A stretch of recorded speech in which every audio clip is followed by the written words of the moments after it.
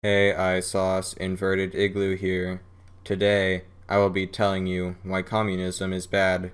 More specifically, the effects of communism upon the human body. We will begin with one of the most famous communists, Mao Zedong. This man is clearly very attractive before communism. He has beautiful, luscious hair and a clear, gorgeous face. Those brown eyes can stare into your soul and get you to fall for him with no effort. Now, let's look at him after communism has been fully instated into China. As you can see, he is clearly older and has wrinkles, most likely from the well-known stressors of communism such as tension, compression, torsion, extension, transfusion, repulsion, and submersion. He is balding and has lost his luscious locks. He also has some odd mole wart thing on his chin. It is truly sad to see what communism has done to someone so beautiful. Moving on to another very famous communist, the effects of communism upon Joseph Stalin are less severe than Mao Zedong's. However, the consequences are still obvious. We must begin by analyzing Stalin before communism. We can see that, similarly to Mao Zedong's, his hair is very great.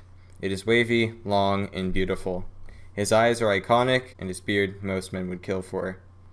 Stalin afterwards has suffered some of the same stressors as Mao, and has wrinkles from the communism as well as a boring mustache. His hair, though, is still very nice. For our final historical figure, we will be looking at Ho Chi Minh. As a child, he didn't have the same hair as our previous two figures, but it was still pretty awesome. He, in general, was a downright babe. When we look at him after communism, he has a poorly groomed beard, is balding, and has wrinkles galore. Now, let's look at somebody from the modern day. We have multiple chances to look at his life and analyze what went wrong. I have chosen a living paintbrush. Initially, he looks very nice with some cool glasses and a respectable black shirt. This brush has a well-defined chin and is in general very handsome. In our next photo, we see the first effects.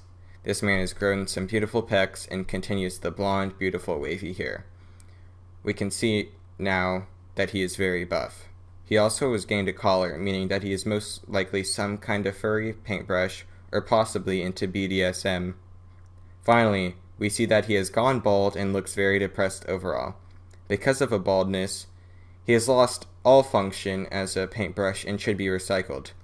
He has regained a black shirt, this time saying hentai.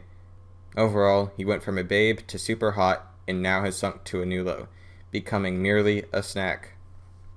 As I have proven, communism is simply too taxing on the human body to be sustainable. This is why it cannot be sustained and why freedom is the way.